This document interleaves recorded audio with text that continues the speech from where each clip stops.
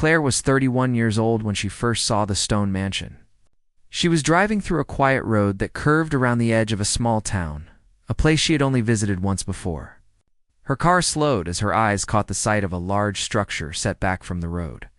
Tall grass surrounded it, ivy crawled up the sides, and broken shutters swung in the wind. Even in its abandoned state, the mansion looked proud, as if it carried the weight of many years. It wasn't a new or modern home. It was built in the 1970s, with stone walls that made it look like something from another time. Most people would have driven past quickly, but Claire pressed her foot on the brake and stared at it. Something about the house made her heart beat faster. It felt like the house had been waiting for someone to notice it again. Claire had always loved old places. Since she was a child, she liked exploring forgotten barns, reading about historic houses and watching shows where people restored crumbling buildings. To her, an old house wasn't broken, it was a story that needed to be told again. She remembered how, as a little girl, she would walk with her father through their neighborhood and stop in front of the oldest homes. "They look sad," she once said. Her father smiled and told her, "They're not sad, Claire. They're just waiting for someone to love them again." Oh. That thought stayed in her heart. And now, as she looked at the stone mansion, it came back to her mind like a whisper. The mansion looked empty, but not forgotten. The windows were dusty, but not broken. The roof, though weathered, was still strong. Its stone walls stood firmly, like it had survived storms and years of silence. It wasn't perfect, but Claire didn't want perfect. She wanted character. She wanted something with a soul. And this house, she felt, had one. Over the next few days, Claire couldn't get the mansion out of her thoughts. She told herself she was being silly. She had an apartment in the city, a stable job, and friends close by. Why would she throw herself into a project that most people would avoid? Yet every night, when she tried to sleep, the image of the mansion returned. She imagined walking inside, cleaning the floors, opening the windows, and letting the sunlight pour in. She pictured herself drinking coffee in one of the wide rooms, her footsteps echoing against the stone walls. The more she imagined, the stronger the pull became. Finally, she decided to ask about it. She went to the town's property office and inquired about the mansion. The clerk, a woman in her late 50s, raised her eyebrows when Claire mentioned the house. "That old place?" she asked, almost surprised. Claire nodded. The clerk shuffled through some papers and found the records. "It's been abandoned for a long time. The owners left in the late 1970s. No one has lived there since. A few investors looked at it, but they all walked away. Too much work, they said. Too much trouble. People around here think it's unlucky." Claire smiled politely but felt even more curious. She signed the necessary forms, asked about the price, and was shocked at how low it was. It was cheaper than buying a small apartment in the city. "Are you sure about this?" the clerk asked when Claire requested the papers for purchase. "That house isn't like other homes. It has a reputation." But Claire, stubborn and curious, didn't let those words stop her. She believed that sometimes what people call bad luck is just a story that grew over time. She wanted to write her own story with the mansion. When the deal was done, Claire drove back to the house with the keys in her hand. The day was bright, and the stone walls glistened faintly under the sun. Standing at the front gate, she felt a rush of excitement. She was no longer just a visitor, she was the owner. The tall grass brushed against her legs as she walked up the path. Birds flew out from the bushes, as if disturbed by her arrival.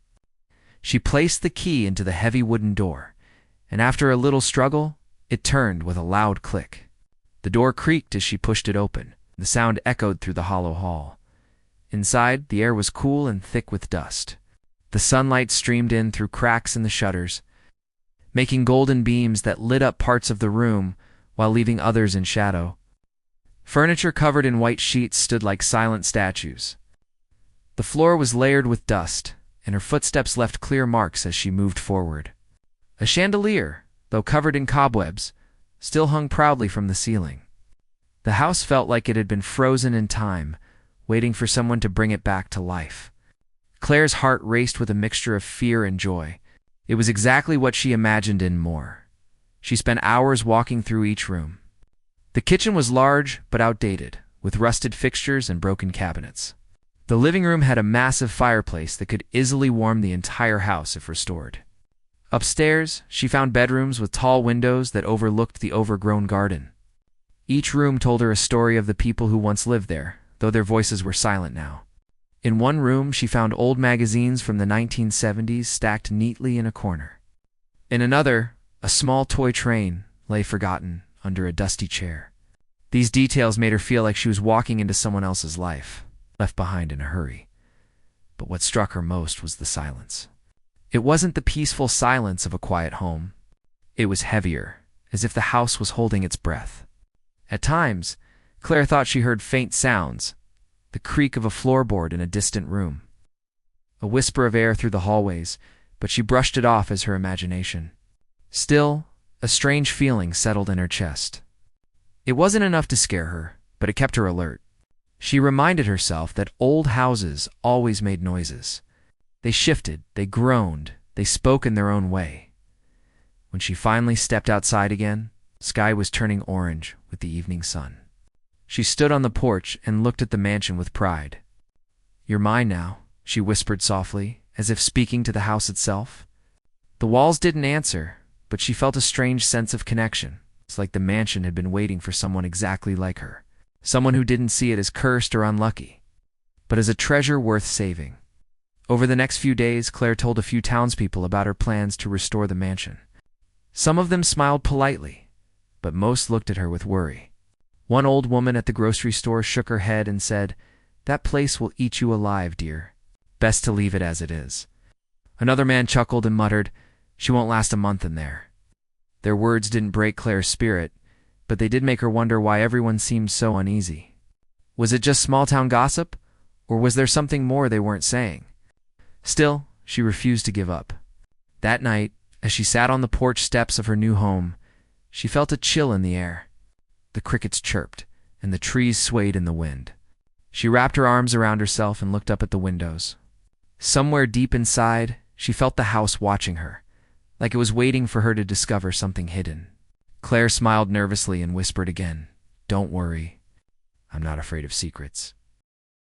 Claire woke up early the next morning, determined to begin her new life inside the stone mansion. The sunlight poured through the dusty shutters, cutting across the air and showing floating particles that sparkled like tiny stars. She stretched her arms and smiled. Even though the house looked tired and forgotten, it already felt like hers. She decided to start with the front hall. Carrying a broom, a bucket of soap water, and some old rags, she began sweeping the dust from the floorboards. With every sweep, she uncovered the deep color of the wooden floor hidden beneath the gray layer of dirt. The sound of her broom echoed, reminding her how big and empty the house was. Cleaning became her first mission. She opened the windows one by one, letting fresh air push away the heavy smell of damp wood. Curtains that had hung for decades collapsed in her hands as she tried to pull them aside. Claire laughed at the way the fabric disintegrated into her fingers. "Don't worry," she whispered. "We'll get new ones." She talked to the house like it was alive, and in some ways it felt like it was listening. By midday, was exhausted, but her heart was light. She sat on the porch steps with a sandwich and a bottle of water, looking out at the overgrown garden. Tall grass moved gently in the wind and wildflowers dotted the edges of the stone path. She imagined how beautiful the garden must have been, once trimmed hedges, roses climbing up trellises, and a fountain at the center that now stood cracked and empty. She felt a little sad that time had stolen its beauty, but she also felt hopeful. She could bring it back. After lunch, she decided to visit the town hardware store. She needed supplies, more cleaning materials, paintbrushes, and stronger locks for the doors. As soon as she stepped into the store, conversations quieted for a moment. A few customers turned to glance at her. Claire noticed the way they whispered to each other, but she pretended not to. She carried her list to the counter where the shop owner, a tall man with graying hair, stood. He smiled, but it was the kind of smile that carried a warning behind it. "You're the one who bought the old mansion," he said as he rang up her items. His voice was gentle, but his eyes studied her carefully. "Yes," Claire replied with a smile. "I've started cleaning it already. It's a lot of work, but it's worth it." The man hesitated before speaking again. "That house has history," he said slowly. "Most people around here stay away from it. Some say it's not right." Claire tilted her head. "Not right? What do you mean?" He looked over her shoulder as if checking who was listening. "Strange things happened there. The family left suddenly, and no one ever explained why. People claim they heard noises, saw shadows. It's the kind of place you leave alone." Claire gave a polite laugh. "I'm not afraid of shadows. Old houses always make noises. That's part of their charm." The man didn't argue. He just packed her supplies and handed them over. "Be careful, miss," he said quietly. "That house keeps its secrets." The words stayed with her as she walked back to her car. She didn't believe in curses, but she couldn't help feeling that the whole town was trying to warn her, something they knew but wouldn't say. That evening, back at the mansion, Claire unpacked her supplies and returned to the work. She scrubbed the kitchen counters, washed the windows, and dusted the furniture. Beneath the layers of grime, the mansion began to reveal its beauty. The fireplace in the living room, though blackened by soot, was carved with intricate stonework. The stairway, though creaky, curved upward like something out of a grand hotel. With each hour of work, when she bent down to scrub the floor, she sometimes thought she heard a shuffle behind her, like footsteps moving across the hall. When she turned, no one was there. At night, when the wind blew through the broken shutters, the sound echoed like whispers. Claire told herself it was only her imagination. Still, she couldn't shake the heavy feeling that grew inside the house once the sun went down one evening. After several long days of cleaning, she wandered into the basement. She carried a flashlight, sweeping its beam across the stone walls. Old furniture and boxes crowded the space, covered with thick layers of dust. She moved carefully, coughing as the dust rose. At the far end of the basement, her light landed on something unusual, a heavy stone door built into the wall. Unlike the other wooden doors in the house, this one looked older, rough, and out of place. A thick, rusted lock hung from it. Claire stepped closer and ran her hand along the cold surface. It felt different from the rest of the basement, as if it didn't belong. She tried pulling the lock, but it was firm. She pushed the door, but it didn't move. It was sealed tight. Her curiosity sparked immediately. "What's behind here?" she whispered to herself. She pressed her ear against the stone, but all she heard was silence. Over the next few days, she asked the townspeople about the door. At the bakery, she mentioned it casually to the woman behind the counter. The woman's smile faded, and she quickly changed the subject. At the library, she asked an older gentleman if he knew anything about the mansion's basement. He gave her a long stare and simply said, "Don't go opening things that were meant to stay closed." The more people avoided her questions, the stronger her curiosity grew. She felt like the mansion itself wanted her to find out. Each time she walked past the basement, she could not resist glancing at the stone door. It seemed to wait for her. That night, lying in bed, Claire replayed the warnings she had heard. The house keeps its secrets. Don't go opening things. It's not right. They were just words, but they carried weight. She pulled the blanket tighter around her shoulders, staring at the ceiling. She knew she wouldn't be able to ignore that door forever. The following morning, she returned to the basement with a hammer and a crowbar. She tried to break the lock, but it was too strong, too rusted. She banged against the hinges, but the door didn't move. Frustrated, she stepped back and sighed. For now, the door had won. But Claire promised herself she would not give up. She would find a way to see what lay behind it. That evening, after her failed attempt, she stood outside the mansion, watching the sunset paint the sky in shades of pink and orange. The air smelled of grass and distant rain. She wondered why the entire town feared the mansion. Was it truly bad luck? Or was it something hidden, something that frightened them too much to even speak of? As darkness fell, the house seemed to grow taller behind her, its windows like silent eyes. The thought of the locked stone door lingered in her mind. It was more than a door now. It was a mystery, one that demanded to be solved. Claire whispered softly to herself, "If no one else dared to open it, maybe I'm the one who's meant to." Days turned into weeks, and Claire settled into her new life inside the stone mansion. She had cleaned most of the rooms and even managed to make one of the upstairs bedrooms cozy enough to sleep in. She bought a few second-hand pieces of furniture from nearby shops and set them up in the living room, making the mansion feel more like home. But no matter how much progress she made, her thoughts always circled back to the basement and that locked stone door. She couldn't help but feel that the door was part of the house's story. Every time she carried laundry down or stored boxes, she found her eyes drifting toward it. It stood in the far corner like a guard, silent and heavy. She ran her hand across it often, tracing the rough stone edges. "What are you hiding?" she whispered more than once. Claire decided she needed to dig deeper into the history of the mansion. If the townspeople wouldn't talk, maybe old newspapers would. She drove to the town library, a small brick building on Main Street that smelled of paper and polish. Inside, she found an elderly librarian who greeted her kindly. "I just bought the old stone mansion," Claire said, trying to sound casual. "Do you have any records about the family who lived there in the 1970s? The librarian paused, her smile fading a little. "That house?" she asked softly. Claire nodded. The woman sighed but led her to the archives room. "Most folks don't ask about that place anymore." But the papers don't forget. Claire spent hours digging through yellowed newspapers and faded microfilm. Her eyes grew tired, but finally she stumbled upon an article from the late 1970s. The headline read, "Local family mysteriously vanishes, authorities baffled." Her breath caught as she leaned closer. The article described the family who once owned the mansion. A husband, wife, and their 2 children had lived there. They were known in town as wealthy and respectable, but one summer they suddenly disappeared. Their car was found in the driveway, meals half prepared in the kitchen, and clothes still hanging in the closets. It was as though they had simply walked out one day and never returned.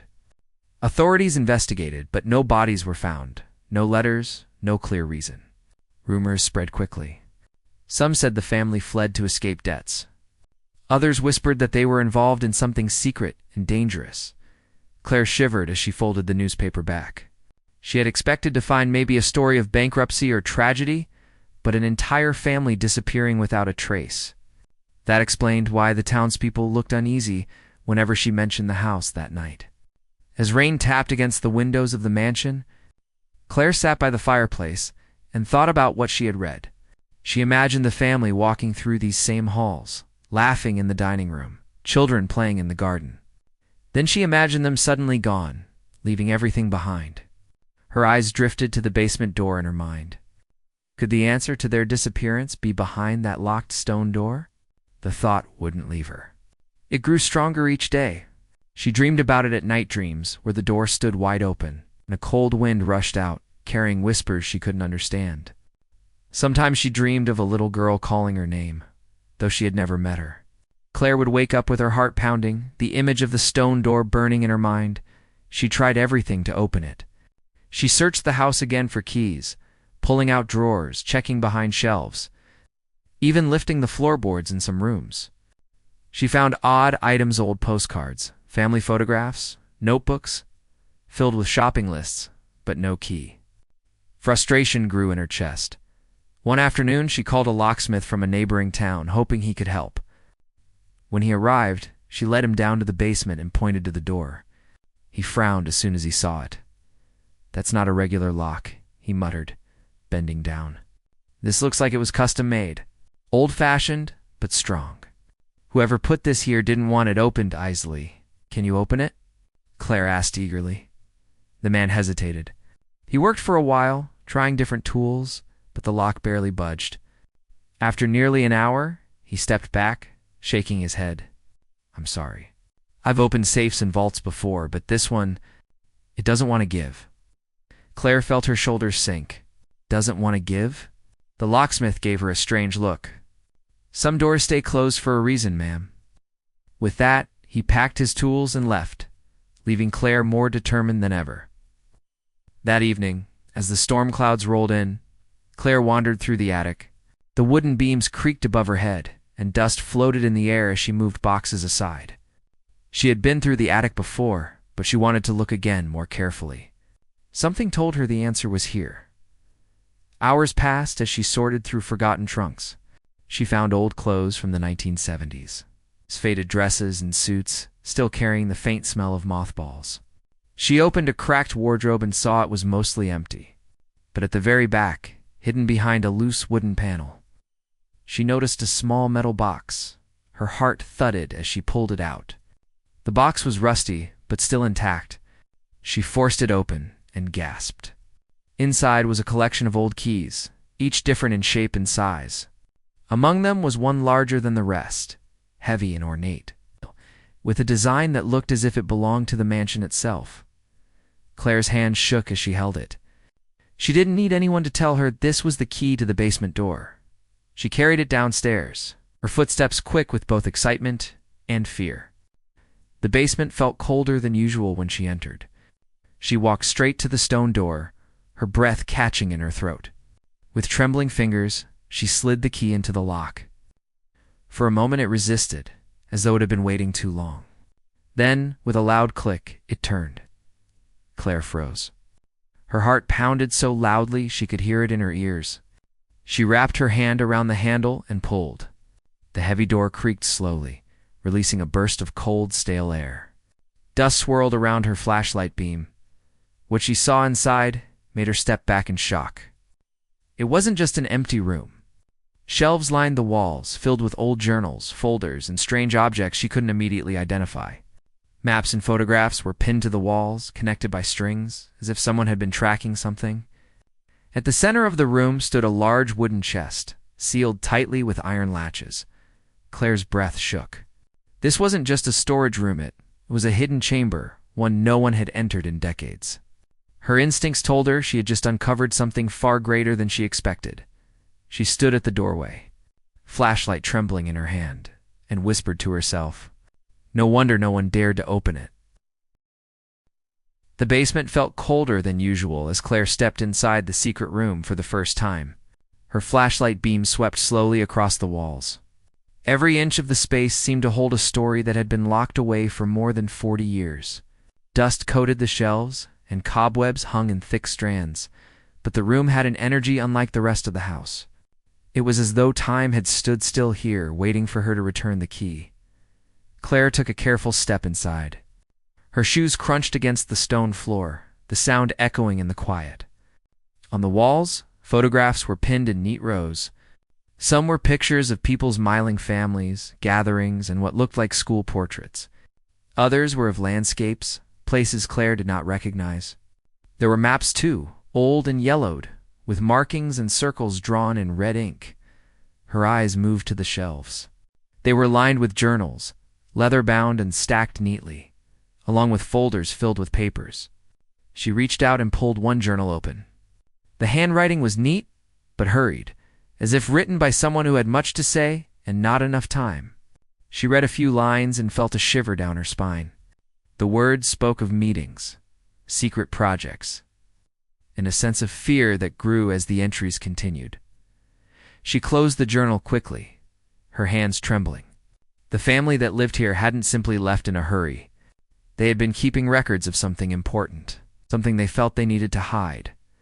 But what caught her attention most was the large chest in the center of the room.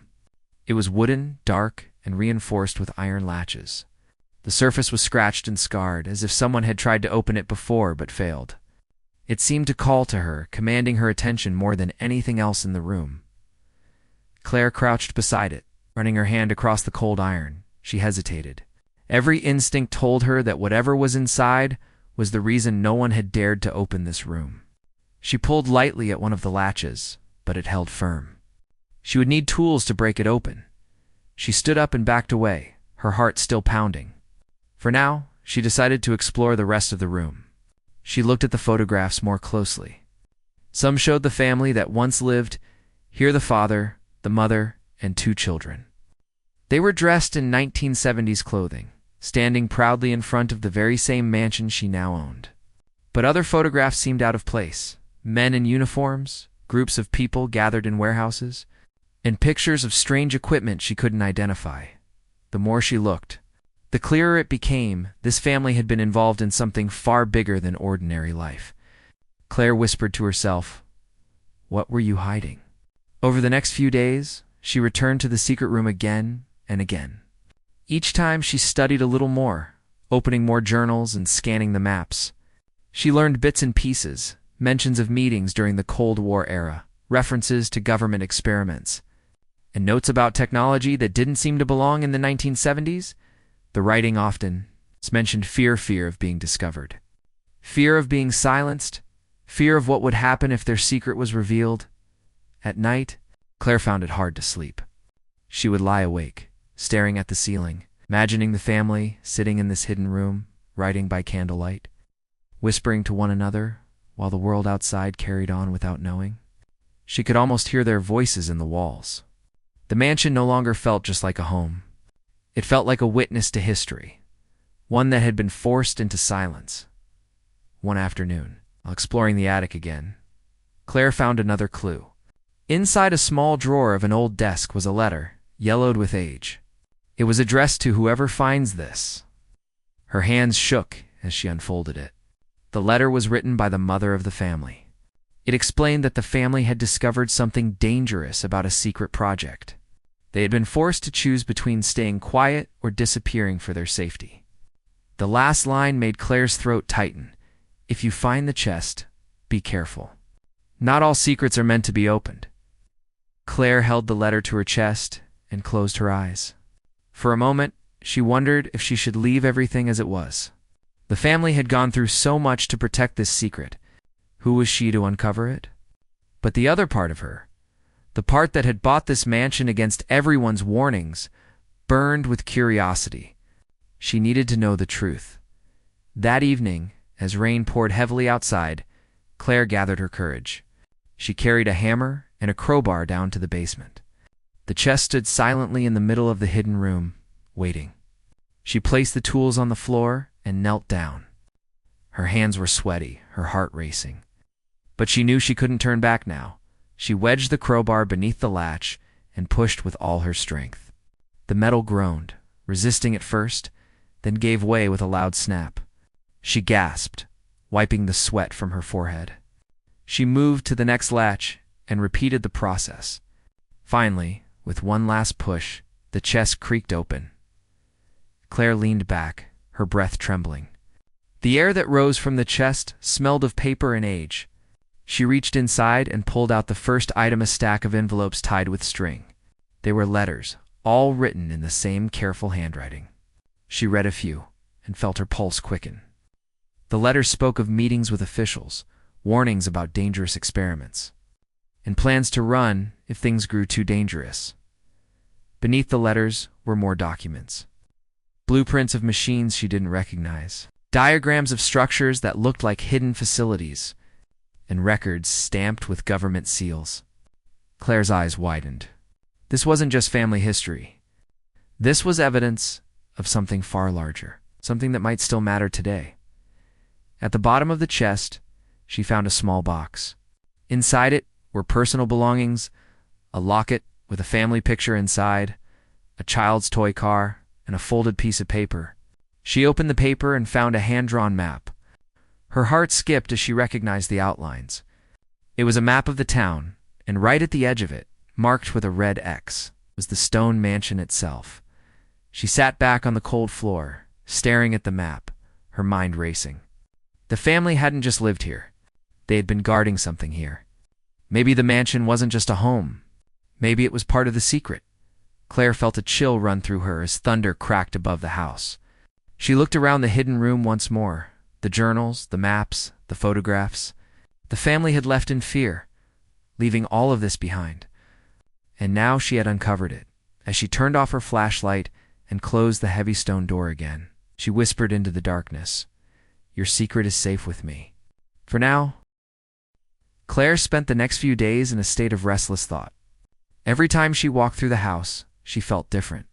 It no longer seemed like just a place she had bought to restore. It was heavier now, filled with the weight of the past. The hidden room and the chest had changed everything. She carried the memory of the letters, the blueprints, the maps, and especially the family's warning. Not all secrets are meant to be opened. She could not stop thinking about the people who once lived here. She pictured the father staying up late, drawing maps by candlelight, She imagined the mother writing the warning letter, her hands trembling as she tried to protect her children. She thought of the two young ones, perhaps playing in the garden, not knowing their lives would soon be turned upside down. Claire felt closer to them now, almost as if the house itself had introduced her to its old family. At night, she often sat in front of the fireplace, staring into the flames.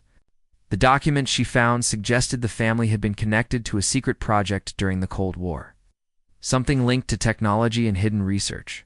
Claire didn't fully understand it, but she knew enough to realize why they might have vanished. They had been protecting information that powerful people would not want revealed. But Claire was not a historian, nor a researcher. She was just a woman who loved old houses. She didn't know what to do with what she had found. Should she tell someone? Should she take the papers to the authorities or to a journalist? The thought of it made her uneasy.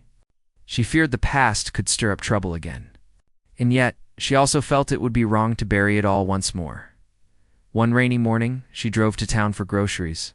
As she walked through the aisles, she overheard two older women talking near the counter. They were whispering, but Claire caught the words, "the mansion," and "that young woman."